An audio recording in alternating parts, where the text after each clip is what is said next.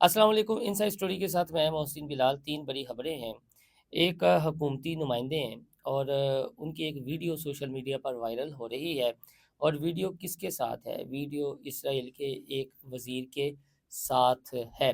اب اس کی کیا کہانی ہے اور وہ کون مصروف ہیں، آپ کے ساتھ وہ شیئر کریں گے۔ پھر خبر تھی علامہ خادم حسین رضوی کے عرس کے حوالے سے خبریں پھیلائی جا رہی ہیں کہ عرس معطل ہو گیا ہے یا مؤخر کر دیا گیا ہے۔ تو یہ اصل میں ہے معاملہ کیا، وہ بھی آپ کے نوٹس میں لانا ہے۔ اور آخر میں یہ جو اسلام آباد میں خودکش دھماکہ ہوا تھا کچہری میں، اس کے باقاعدہ جو صورت کار ہیں انہیں گرفتار کر لیا گیا ہے، اور انہوں نے جو ڈیٹیلز بتائی ہیں وہ آپ کے ساتھ شیئر کریں گے۔ اور یہ جو ایک جن کو افغانستان والا بخار چڑھا ہوا ہے، اب باقاعدہ یہ نیٹ ورک اسی سے اپریٹ ہو رہا تھا، اور پھر وہ پشاور آتا ہے، پشاور سے اسلام آباد آتا ہے، اور کہاں انہیں ٹھہرایا جاتا ہے اور کون ان کی سہولت کاری کرتا ہے، یہ سارا جو سیکیورٹی نافذ کرنے والے ادارے ہیں انہوں نے نہ صرف پورا نیٹ ورک کیپچر کیا ہے، بلکہ جو تفتیش کا عمل ہے وہ بھی آگے بڑھایا جا رہا ہے، اور مزید گرفتاریاں بھی عمل میں لائی جا سکتی ہیں۔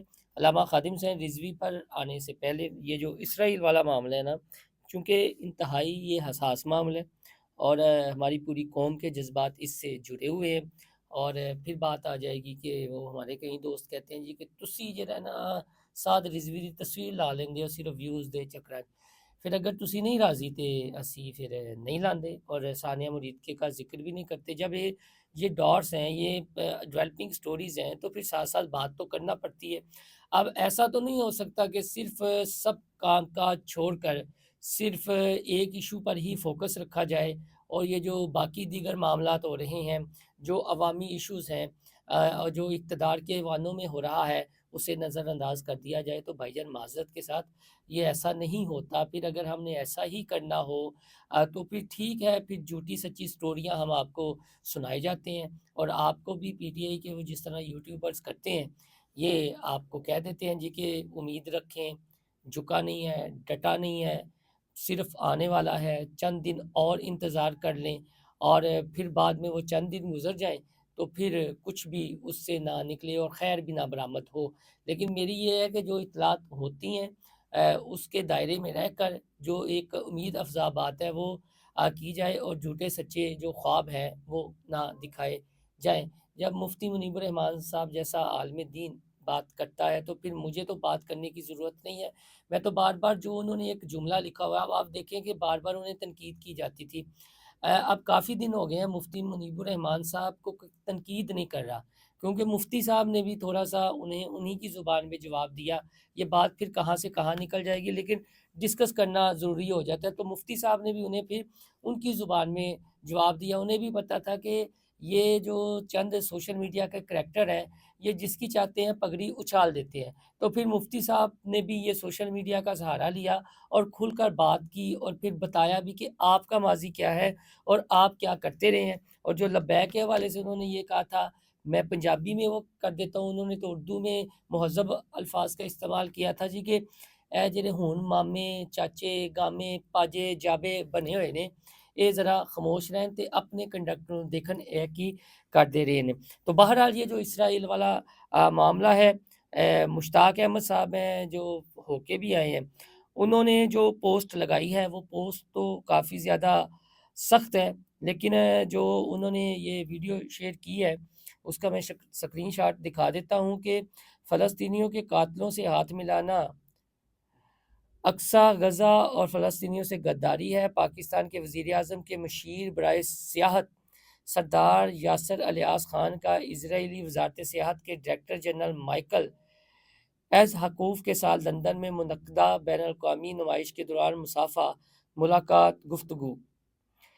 اسرائیلی ڈائریکٹر جنرل سیاحت کا پاکستانی پیویلین کا دورہ یہ شرمناک ہے، پاکستانیوں کے زخموں پر نمک پاشی ہے، میں شدید الفاظ میں مذمت کرتا ہوں، قوم فلسطین کے غداروں کو معاف نہیں کرے گی، اسرائیل مرد آباد، اسرائیل کے یار مرد آباد، سینیٹر مشتاق احمد خان۔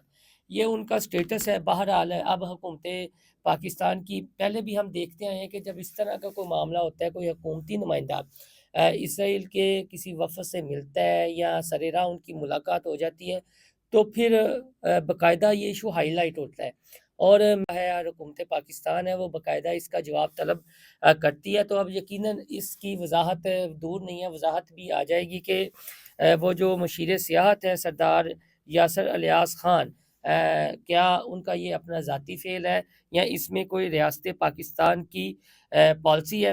اگر ان کا ذاتی فعل ہے تو پھر سخت ایکشن اس پر لینا چاہیے اور ان سے وضاحت بھی طلب کرنی چاہیے، اور وزیروں اور خاص طور پر جو مشیر رکھے جاتے ہیں وہ ذرا دیکھ بھال کے رکھے جائیں، وہ شعبدہ وار اور مسخرے نہ رکھے جائیں۔ ہم تو اتنی التجا کریں گے، وہ حساس اور سینسٹیو معاملات جن سے عام پاکستان کے جذبات جڑے ہوئے ہیں، ان کو ذرا دیکھنا چاہیے کیوں اس طرح کے مشیر یہ کرتے ہیں۔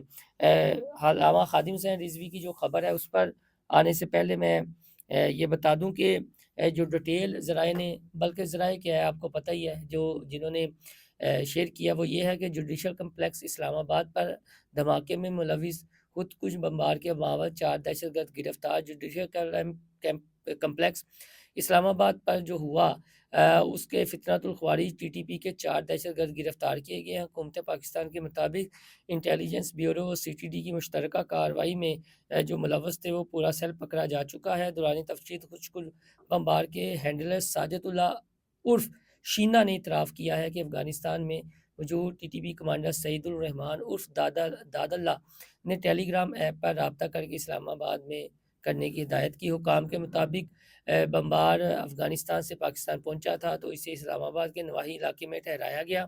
داد اللہ کی ہدایت پر اس نے پشاور سے خود کش جیکٹ حاصل کی اور اسے اسلام آباد پہنچایا۔ ساجد اللہ نے بھی خود کش بمبار کو خود جیکٹ پہنائی۔ حکام نے بتایا کہ خود کش بمبار عثمان عرف کاری کا تعلق شنواری قبیلے سے تھا اور وہ افغانستان کے صوبے ننگرہار کا رہائشی تھا۔ حکومت کا کہنا ہے کہ ٹی ٹی پی فتنۃ الخوارج کی افغانستان میں موجودہ اعلیٰ قیادت ہر قدم اس نیٹ ورک کی رہنمائی کر رہی تھی۔ تو یہ باقاعدہ طور پر ان کی ڈیٹیل بھی شیئر کر دی گئی ہے اور تصویر بھی کر دی گئی ہے۔ اب یہ دیکھیں ایک پاکستان کا موقف تو یہی چلتا آ رہا ہے کہ یار آپ رہنا ہے پرامن طریقے سے رہیں، ایک پرامن ہمسائے کے طور پر رہیں، اور جو افغانی یہاں پر آباد ہیں، چلے جن کی نیشنلٹی ہے، انہیں بھی یہ سوچنا چاہیے کہ اس طرح کے کرداروں کی مذمت تو کریں۔ جو کالی بیریں آپ کے ارد گرد ہیں انہیں تو نکالیں، اور پھر اگر پاکستان سختی کرے گا تو پھر کہیں گے جی کہ انسانی حقوق کی پاسداری نہیں کی جا رہی، ہمسائے کے لوگوں ممالک کے لوگوں کا جو ہے خیال نہیں کیا جا رہا۔ تو یہ جو کردار ہیں ان کی نفی کس نے کرنی ہے؟ ان کی نفی کریں، ان کالی بیروں کو آپس اپنے سے نکالیں نا، ڈسٹنس کریں ان سے، پھر انسانی ہمدردی کی بنیادوں پر وہ بات چل نکلتی ہے۔ لیکن اب یہ جو نیٹ ورک ہے یہ کہاں ہے؟ افغانستان، اور پھر پشاور کے راستے، اور سہولت کاری کس نے کی ہے؟ وہ پشاور سے ہی ان کا تعلق بتایا جا رہا ہے، اور اسلام آباد میں نواحی کہاں ٹھہرایا گیا ہے وہ بھی آپ کو دیکھ لیجئے گا کہ وہ بستی نکلے گی، اور پھر جب کریک ڈاؤن ہوگا تو کہا جائے گا جی ریاست پاکستان اس طرح کر رہی ہے، اسے سوچنا چاہیے، ہمدردی کی بنیادوں پر سوچنا چاہیے۔ لیکن یہ جو کردار ہے، یعنی آپ کے لوگ آئیں یہاں پر شر انگیزی کریں، فتنہ پھیلائیں، اور معصوم انسانی جانوں کا ضیاع کریں اور چل دیں، اور ریاست پاکستان کچھ نہ کہ، ایسا نہیں ہوگا۔ اب آخر میں یہ علامہ خادم حسین رضوی کے اس کے حوالے سے جو باتیں چل رہی ہیں، معطل یا مخر یا ملتوی، ایشو یہ ہے کہ ابھی تک جو ضلع انتظامیہ ان کا جو موقف ہے، اور 15 کو ڈی سی کو طلب کیا گیا ہے، 15 کو کیا بنتا ہے، 15 کل ہے، تو کل دیکھیں گے کیا ہوتا ہے۔ ابھی تو ضلع انتظامیہ نے اپنا موقف اس میں جمع کروانا ہے، اور ظاہر ہے عدالت میں میٹر ہے، جمع کروائیں گے تو پھر آگے کوئی بحث ہوگی، اور پھر بتایا یہ جائے گا کہ آیا مؤخر ہونا ہے یا کیا کرنا ہے یا ایک روزہ ہونا ہے، جب درخواست وہاں پر گئی ہوئی ہے۔ تو یہ جو خبریں پھیلائی جا رہی ہیں مختلف اکاؤنٹ سے اور طرح طرح کی، یا تو پھر آپ عدالتوں پہ یقین کر لیں، یا کوئی آپ کا وکیل جاتا ہے تو جو عدالتوں کا فیصلہ آتا ہے اس کو پہلے دیکھ لیں، اس کا انتظار کر لیں، یا پھر اس طرح کے پراپوگنڈے کا حصہ نہ کریں۔ میں پھر جاتے ہوئے کہوں گا اے وہی لگے ہوئے نے شلی چھڈ دے نے تے سارے دوست پھر یہ پیچھے لگنا شروع ہو جاندے نے۔ اپنا فیڈ بیک ضرور دیجیے گا۔ اللہ حافظ۔